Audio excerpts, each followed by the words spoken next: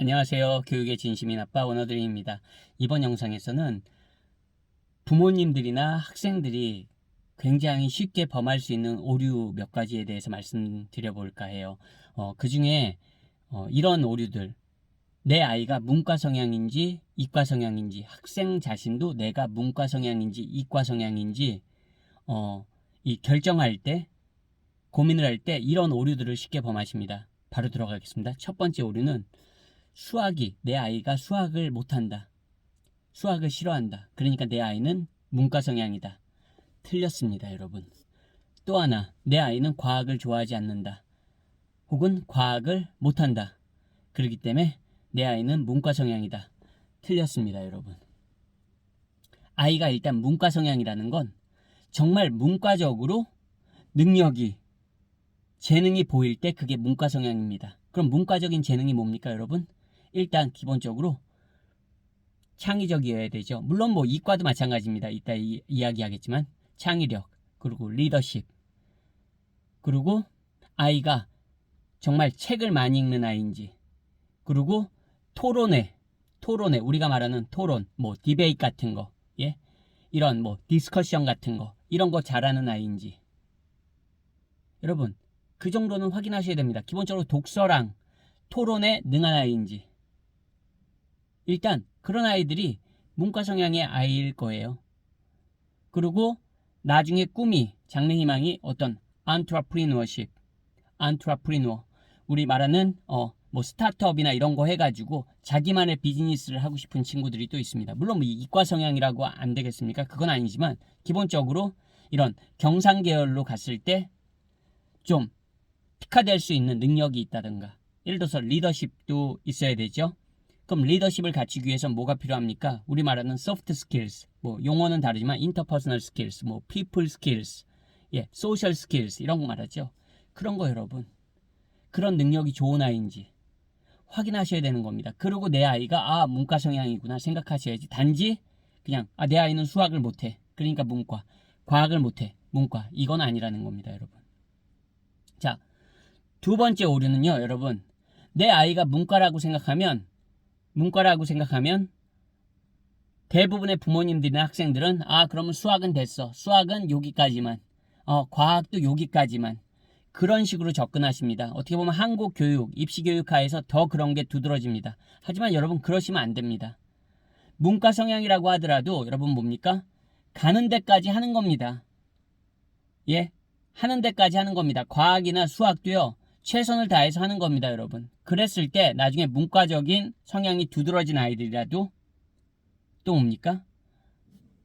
이과 쪽도 어우를 수 있어야 되는 겁니다. 그런 능력이 필요합니다. 나중에 사회에 나가면. 여러분들 느끼지 않으시나요? 단지 제 때만 해도 그랬어요. 야, 문과다? 수학은 됐어. 수학 못해. 그럼 여러분 나중에 경상수학이 필요하거나 그런 경우가 많습니다. 경제학 전공에도 경상수학을 잘하면 잘할수록, 그리고 회계 분야도 수학을 잘하면 잘할수록 굉장히 유리한 겁니다, 여러분. 그런데 단지 그냥 내 아이가 수학 못해, 그러니까 넌 문과고, 그러니까 너는 수학 굳이 그렇게 열심히 안 해도 돼, 이런 오류를 범하시지 마시라는 거예요. 근데 대부분의 많은 부모님들하고 학생들조차도 난 문과잖아, 그런 식으로 자기 어떻게 보면 위안을 삼아서 난 그러니까 수학하고 과학 그렇게 이과만큼 안 해도 돼, 그런 안이한 생각을 갖게 되는 겁니다. 여러분, 적어도 여러분 자녀들, 지금 이 영상을 보시는 분들은 그런 오류를 범하시지 않으셨으면 좋겠습니다. 문과 성향의 학생이라고 하더라도 이과적인 성향이 있다고 해서 그 학생에게 플러스가 되면 몇 배의 플러스가 되지 마이너스가 되는 거 절대 없습니다.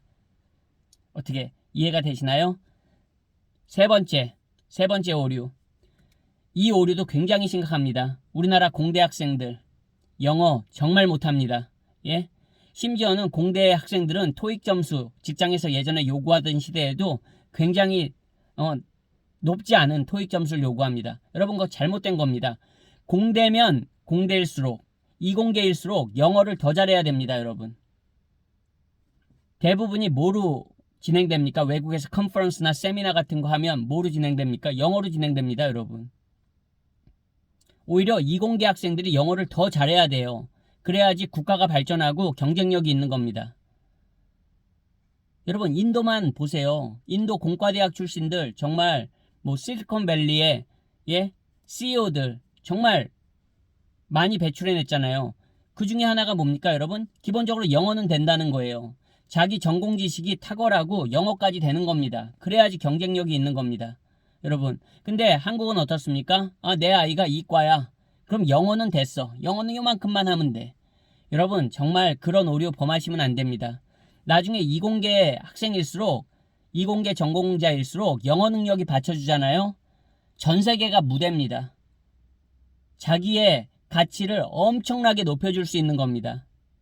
그리고 또 하나 더 중대한 오류. 나는 이공계다. 부모도 그렇고 학생 스스로 그런 게 심해요. 나는 이공계다. 난 책 한 자 안 읽어도 된다. 나는 뭐 문과 성향이 아니기 때문에 난 독서 막 책 한 권 안 읽은 걸 자랑으로 얘기하는 세상이 됐습니다. 심지어는 명문대 출신들도 저 책 안 읽어요. 막 공개적으로 말합니다. 물론 뭐 성공했으니까 제가 저보다 더 성공한 분들에게 뭐라고 감히 말할 수는 없습니다. 하지만 적어도 독서를 안 한다는 게 자랑이 돼서는 안 됩니다. 그리고 자라나는 세대들에게 그렇게 난 독서 안 해도 돼.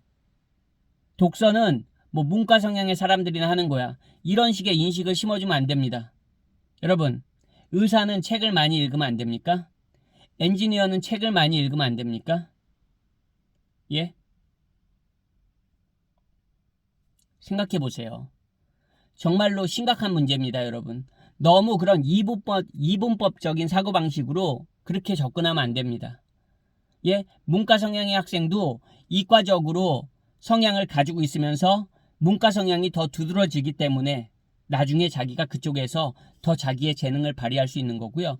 이과 성향의 이공계 쪽의 학생들도 문과 성향을 많이 가지고 있으면 나중에 리더도 될 수 있고 나중에 더 좋은 비전을 가지게 됩니다.